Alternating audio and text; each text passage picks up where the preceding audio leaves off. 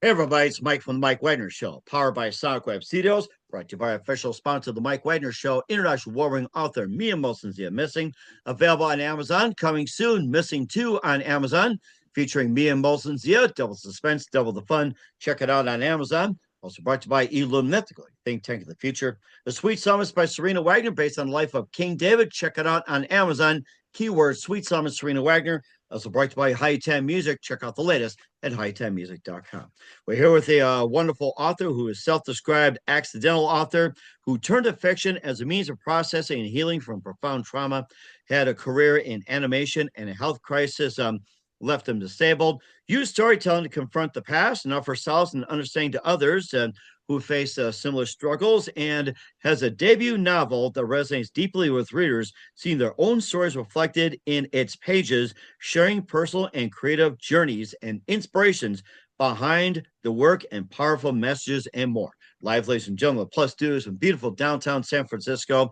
The self-described accidental author turned to fiction as a means of processing healing from profound trauma, and also the author of the debut book, The Mistake and the Lichen King. Ladies and gentlemen, the multi-talented Asha Nyr. Asha, good morning, good afternoon, good evening. Thanks for joining us today. Good morning, good afternoon, and good evening. Right back at you.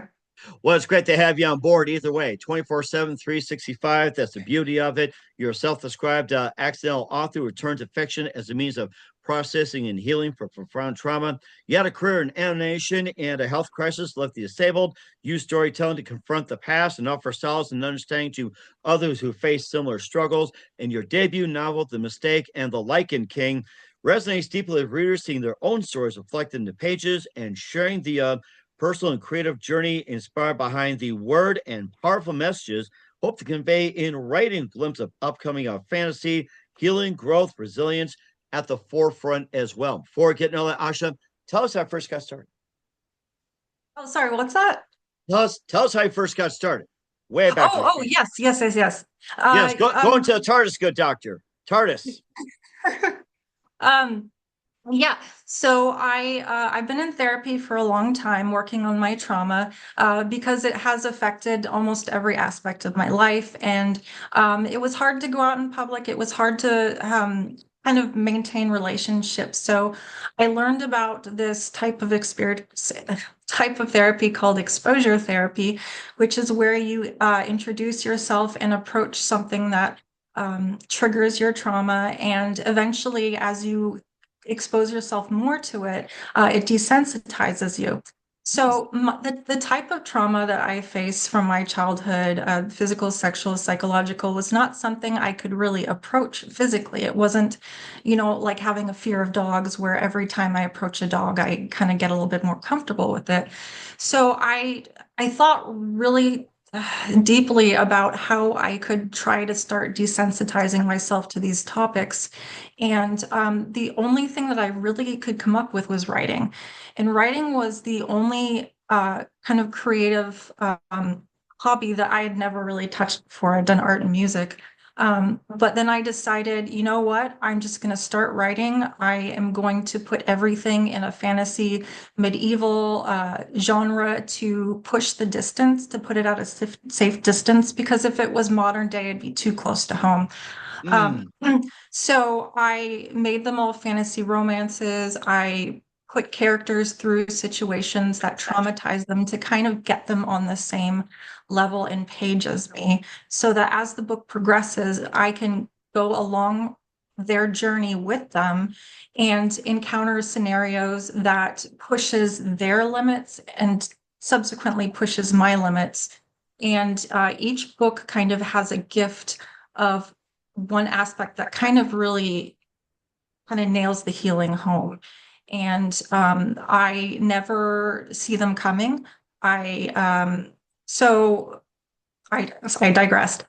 So I started writing, and I put each chapter by chapter on an online reading app so other people could read it, because I didn't want to go through it alone. I really wanted a sense of, even though I was writing anonymously, that people were there kind of cheering me on. And eventually, the first book just blew up in popularity. I got readers who had also experienced the same types of assaults, and they said that they really got something out of the books. They got their own, healing out of it, and some things kind of blew their mind. And then people just were asking me to publish because they wanted physical copies. Okay.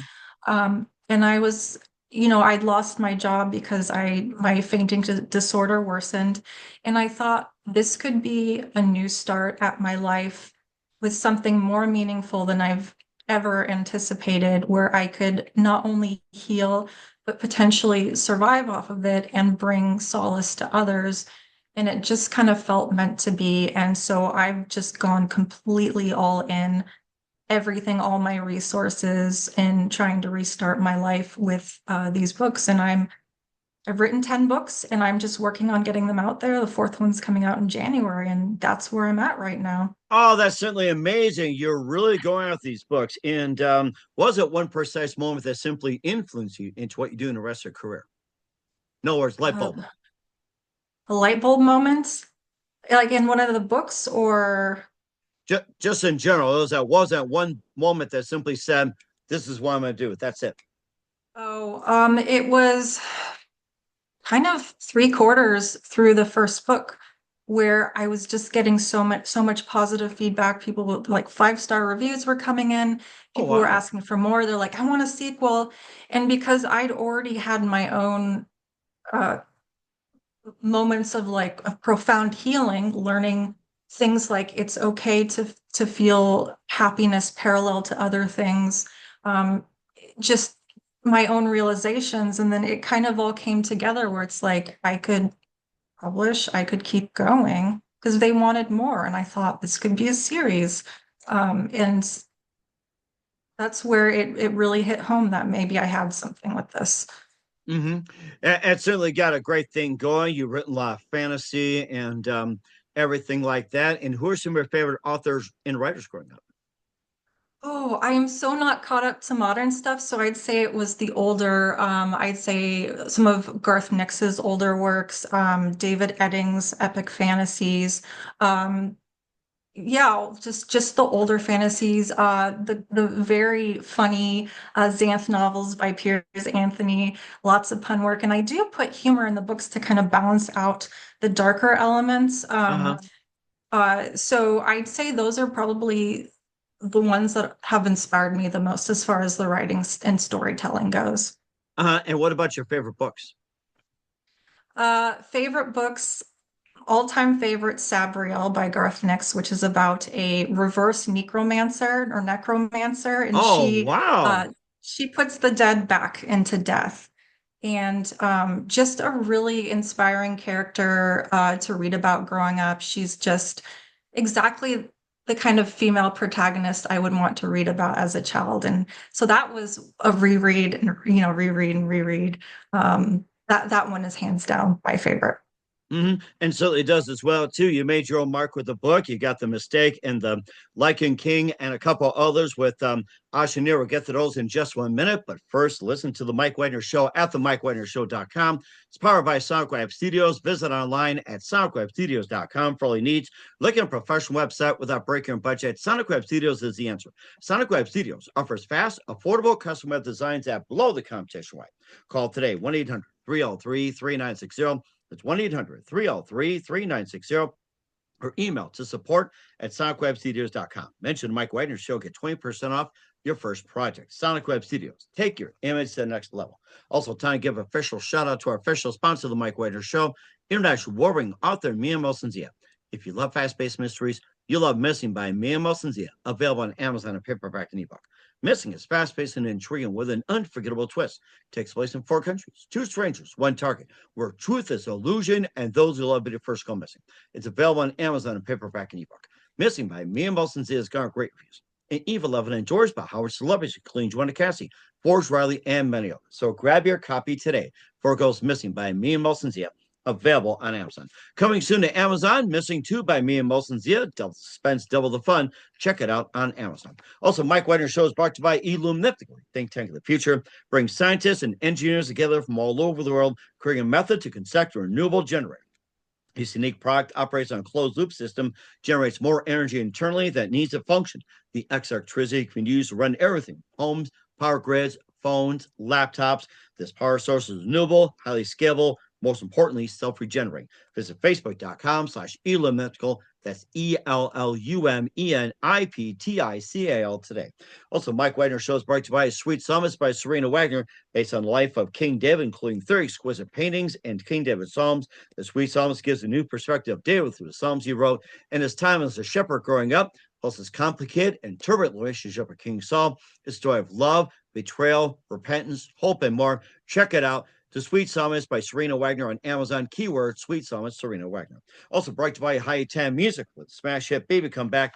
New music coming soon. Check it out. HighTimeMusic.com. Also, check out the Mike Wagner Show at the MikeWagnerShow.com on 40 podcast platforms, heard in 100 countries. Tickets with you on any mobile device. Make sure you subscribe to Spotify, YouTube, Apple, BitChute, Rumble, LinkedIn, Facebook, Instagram, Twitter, TikTok, and more. And for great gift ideas, go to Amazon.com. Check out the Mike Wagner Show podcast, T-shirts, pop sockets, throw pillows, tote bags, hoodies. Makes great gifts 24/7. Go to Amazon.com. Check out the Mike Wagner Show podcast. And for more great gift ideas, go to Amazon.com/me and Zia for great books like Missing, Once, and Wrinkles, T-shirts, pop sockets, hoodies, other merch, and more.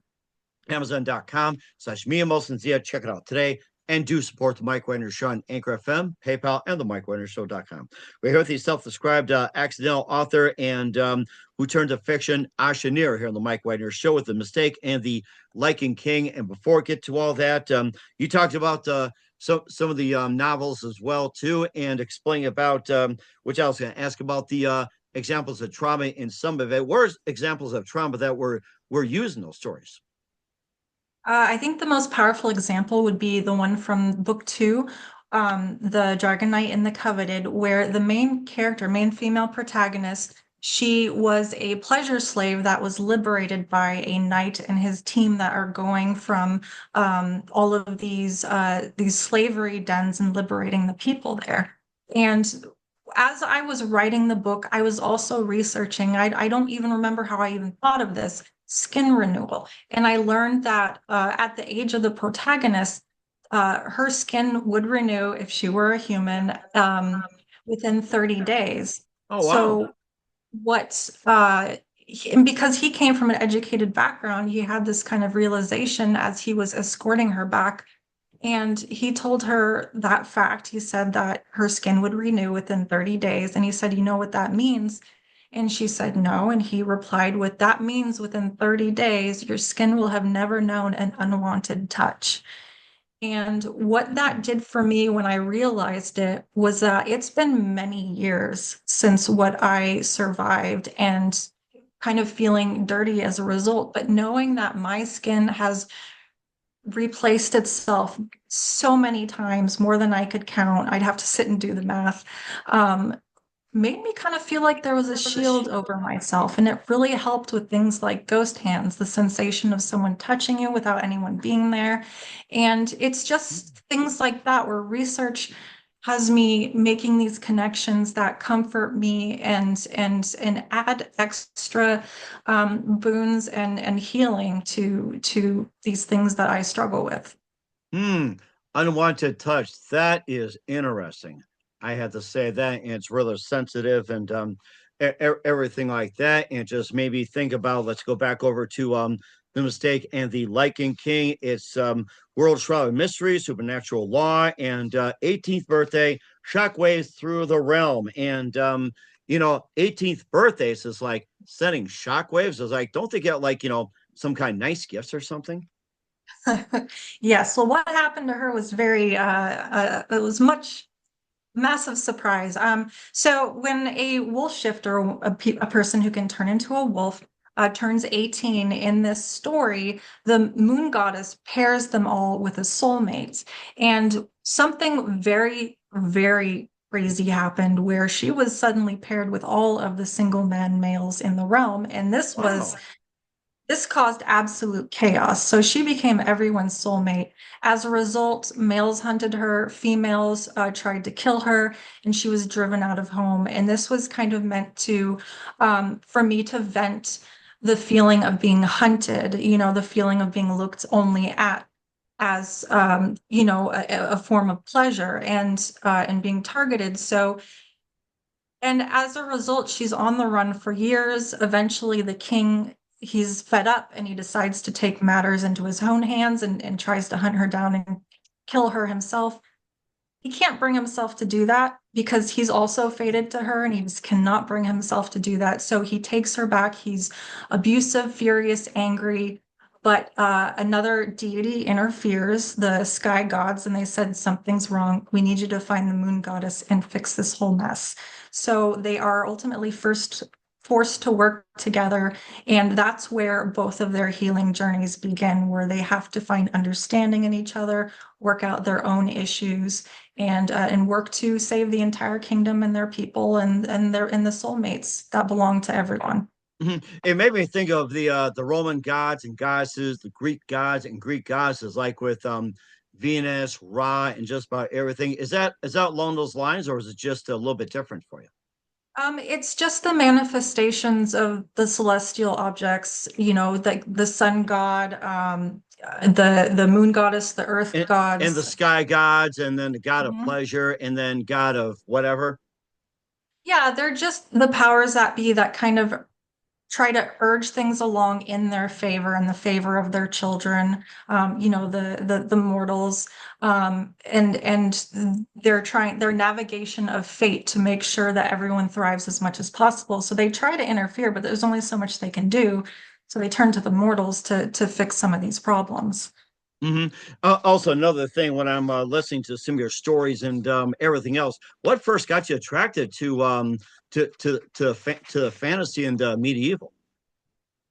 It felt like the farthest I could go, aside from maybe going prehistoric with cavemen. But I needed the magic, I needed the lack of technology, I needed these characters to be pushed on the road to go hunting, to have to survive. I needed instances that would push their limits, and so I could push my limits. So it's a harder environment to survive in, but it's also further from modern society. So I don't feel like it's too close to home, too vulnerable. This was me pushing things to a safe distance. And there's also the romance of the medieval period, the beautiful castles, horses, knights state, just that element that also has kind of a romantic comfort to it. Hmm. You talk about the romantic element, like you read in Shakespeare, the medieval times, and castles, and just about everything under the sun. Do you keep it to that classic line in terms of the story, or how different is it from your typical, knight saves princess, falls in love, and here comes fairy godmother, whatever else? Every book is incredibly different because every character and their situation is a different aspect of myself. So I worry less about, I make sure things are structured appropriately, but I do build the lore, but I worry less about those elements and more about what these characters go through, finding new scenarios and really diving deep into inner dialogue and of course adventure and skirmishes and fighting and stuff like that. Um, but it definitely has a big focus on character development Okay. in this environment. Hmm. And do you think the book you described with book one as well, too, with the mistake and the Lichen King, do you think that's close to what we're going through in today's society Um, with some of the themes involved? I mean, there is definitely the parallel with mass despair, and there are elements, towards the end where it's about, well, do we want what fate deals us or do we want to break free from fate? And so there is a dichotomy of people disagreeing and how much control they want placed on themselves. So yeah, and there are definitely themes in each book about a woman's choice and I don't know whether it's poorly or well timed, but the next book it definitely speaks about women's empowerment, and so a lot of these issues do also apply to society because they've affected me.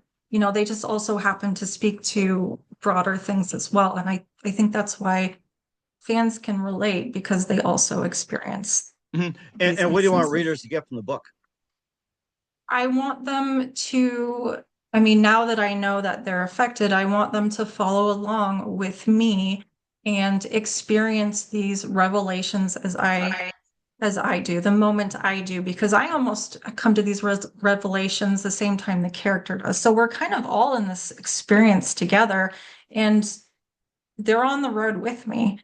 And that is as much as a boon to me as it is a very unique experience for them, because not a whole lot of it is planned. It just flows from beginning to end.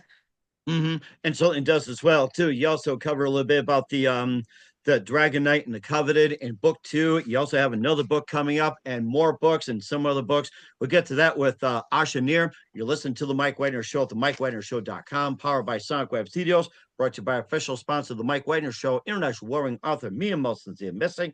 Also brought to you by Illuminatical, Think Tank of the Future. The Sweet Summits by Serena Wagner, based on the life of King David. Check it out, Amazon.com, keyword Sweet Summits Serena Wagner, and High Time Music. Check out the latest at hightimemusic.com. We'll be back with the author of The Mistake and the Liking King and other books, Asha Nyr, after this time out.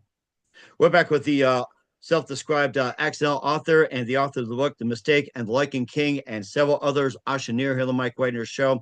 We covered the Mistake and the Liking King and getting off to a start as well. You also got the Dragon Knight and the Coveted, which is Healing Fate Book 2, and tell us more about that. Once again, it's about the liberation of a pleasure slave, and she was my outlet for coping with ghost hands, which is the feeling of being touched when no one's around. I mean, for me, it could happen in a grocery store. And so as she's liberated, because she's been through years of unwanted touch, she's experiencing the world for the first time, and the elements in the world that can help her heal and get used to life as what is called a reborn within the book, a liberated, slave.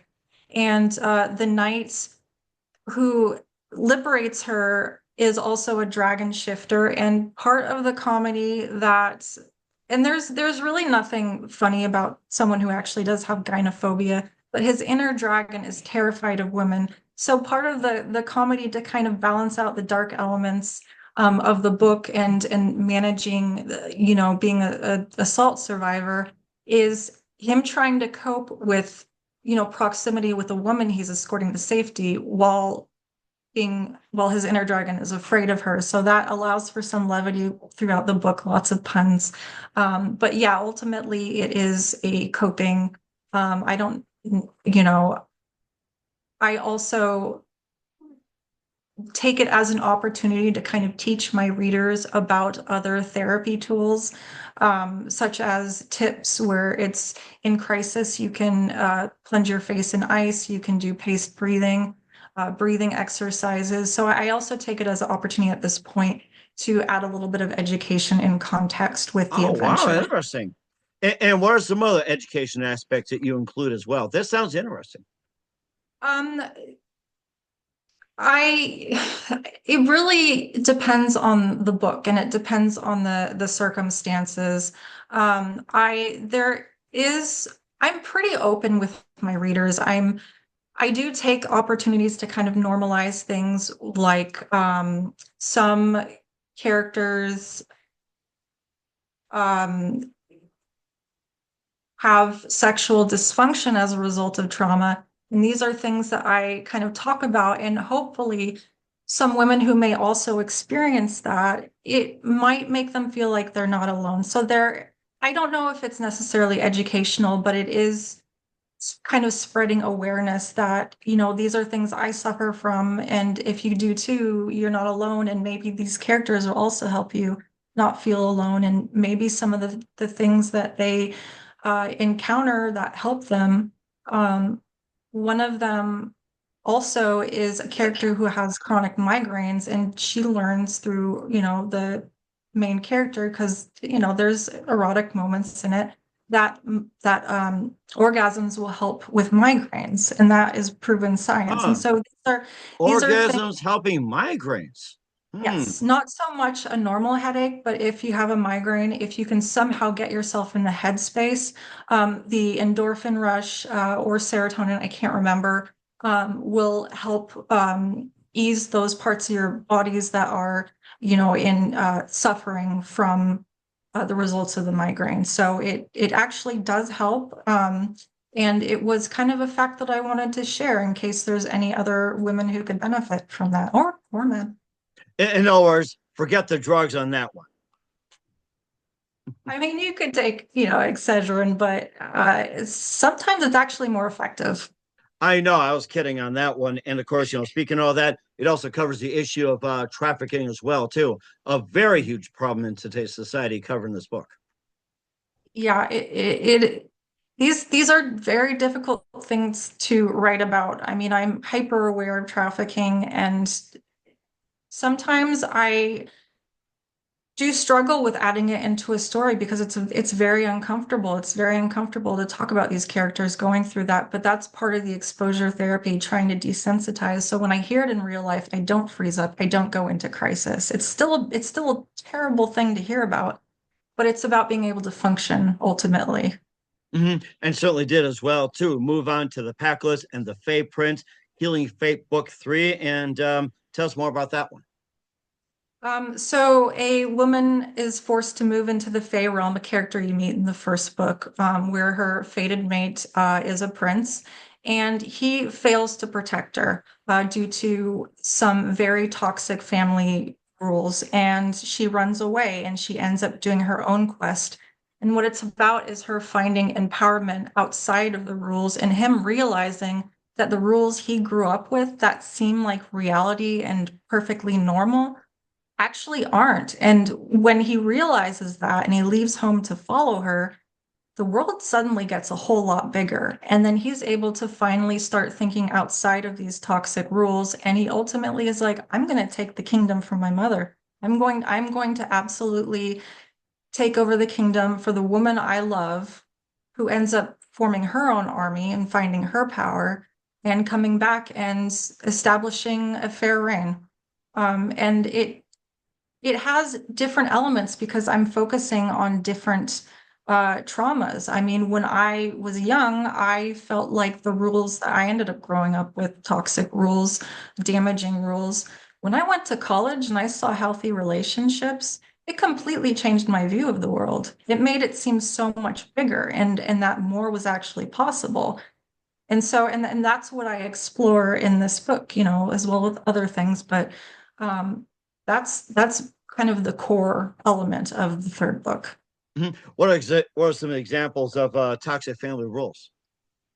Um, the long game. So not quite protecting her in the little social battles because he's holding out for the longer strategy. And she comes from, as a wolf shifter, she comes from a society that deals with things as they come aggressively. Problem, let's do it. But he lets things slide because he has a strategy, but she's getting hurt from each little thing that happens. Hmm. Could be like he's forced into an engagement, so he's forced to be nice to this woman that he's trying to get out of this engagement so he can be with his fated mate, and she has to suffer seeing them talking to each other, him ignoring her. And as much as he tries to warn her it's going to get bad, she just doesn't understand. So it's that clashing of worlds, and realizing that it takes running away from it to actually see it's not the only option. It sounds like there's a difference in short-term goals and long-term goals, and that's something that couldn't really be mixed. Yes, yes, because she can't see how the long-term goal is helpful. It's like deal with things now. Why are you letting her talk to me like this? But he has to wait and he has to get her out safely and he has to wait for a certain time to do that. So it's a lot of politics too, just kind of nestled into it, but not focused too much on it, enough to tell the story. Okay, and he also has some other books as well too, and tell us more about those. Oh boy. Book four, the Tiger Pariah and the Runaway is actually a venting of how I felt about the real life Belgian occupation of the Congo in Africa. My family came from Africa. My dad was born in the Belgian Congo, so I grew up hearing a lot of horrifying stories, and those kind of embedded themselves in my memories and kind of made the idea as certain aspects of family even more toxic. and disturbing. And so I wrote this book that takes place in the cat shifter kingdom. And it's basically tigers versus lions. So it's we're going up against the lions, which kind of represent the Belgians in their occupation, and really just living through a rebellion, taking down the lions, taking down and reclaiming their home. So there, people would not know reading it, but if they read the author's notes, they'll get that context. And it's also about courtesian, really big female empowerment, as the lionesses are kind of suppressed, but they come together to take over the pride as well. So it's probably good timing, as I think women kind of need to stick together these days. And that's basically the core of it. There's other things, but there's just so many elements. It's kind of hard to summarize in one little go. But yeah, that's You also talk about the shifters, like in wolves, dragons, Mhm. and also cat shifters as well too. And yeah, what explain some of the differences, like with obviously animals, but like wolf shifters, dragon shifters, cat shifters, everything like that. Some of the characteristics and what makes them unique. Right. The moon goddess created the wolf shifters. They represent a very tribal family aspect, and I needed them to kind of all be a lot of them to be shifters because they have that animalistic side inside of them. The dragons are the dragon shifters are a proud race. The cat shifters are incredibly diverse, and they have a lot of territorial issues, and they're all all Hmm. their tribes are unique. And when I was young, I was told that I had a monster inside of me, and that really stuck with me. And when I kind of found the genre of shifters, wolf shifters, dragon shifters, it actually, even though I know it's a myth that there is a monster inside of me, I felt like I felt a parallel to that where it's like the monster might not actually be a bad thing. And though I know I've debunked it, I just felt really comforted by the notion of having that beast inside of you, but it is a part of you. It is tamed and it can be communicated with and worked with. That also has a lot to do with parts work and therapy, where you're connecting with different aspects of yourself. Um, but I needed that kind of feral edge to push certain emotions and acts to make it wilder, to make it more uncomfortable. Because just humans, we don't have moments of going absolutely feral. Well, maybe crisis, but like growing claws and then just really a really deep rage or or lust or hunger or something like that. I needed it. I needed to be able to push these things. And so Hmm, that's where they came in. sounds like Transformers, or I'm trying to think what's that one comic superheroes. So it's like they have a human and it's just transform. Makes me think of Wolverine or somewhere along those lines when you get angry. Right, right. Oh, yeah, like the Hulk. You wouldn't want to Yeah, see me I, angry. Yeah, I, yeah, I yeah, was yeah, trying yeah. to avoid that, trying to keep it modern, but you get along those lines. And what do you want the readers to get from books 2 and 3 and more? We covered book 1. What about 2, 3, and others? Um, people who struggle with the sense of being touched or don't even know that it's occurring with them. I met someone recently who I explained it to, and she said, I experienced that as well. I didn't think about it like that. So anything that these readers encounter that they can relate to is, gosh, it would just be really such a bonus if they made a realization and kind of had the same healing I got from it. As well as book 3, where it's realizing the world can be so much bigger than the rules you thought were absolute. So everything that I'm learning, I really hope that other people can benefit. I know because of how I was raised that I did not get a lot of maybe the social education other people have. So some of this might be obvious, but I've been hearing so much from people where they missed it too. So yeah, I can only hope that the readers are both entertained and they find some knowledge and growth from it. And certainly important as well. And Where can we find all your books at? No audiobooks yet, but I am working on it. I am working on parsing through some voice actors. Just Kindle Unlimited, Amazon, Barnes and Noble, Where, those for the oh, I'm sorry, physical. I wasn't clear. I meant, where can we find all your books at? My fault. Oh, all my books, right. Kindle Unlimited, where if you have the subscription, you can read it for free. Amazon, Barnes and Noble, and it's distributed globally, worldwide. So any country that supports from the US, published books from the US, you can find it there. All right, well, certainly check those out. We're with the multi-talented, self-described accidental author Asha Nyr here on the Mike Wagner Show of The Mistake and The Liking King and more. Just a few more things. What else can we expect in 2025 and beyond? Oh, a whole lot more books. Like I said, I've already written about 10 now. So I'm working on publishing the Bat Quarter or the Bat Coronel and the Bloodless, the Bat Quarter and the Baseborn, the Runt and the Warlock, the Winter King and the Wilted. Just so many on the way. Different aspects of trauma, different ways of healing. I'm also preparing a 3-book series that I'm going to try to get traditionally published. So I will be looking for an agent. Lots coming, lots of arts for the ads that I do myself. And it's going to continue to be a big old adventure. And looking forward to as well, too, with all the shifters and everything else. And who do you consider biggest influence in your career? Oh, in my career. I've just been thrown into the deep end with publishing. I know almost no authors, but I'm getting to know people. I'd say one of the modern ones that I do kind of look up to is Carolyn Sparks. I haven't read too many, but from what I have, it's comforting to see similar styles of people who are just really thriving and in hopes that I can do the same. Okay, that's a good one as well. And what's the best advice you can give to anybody at this point?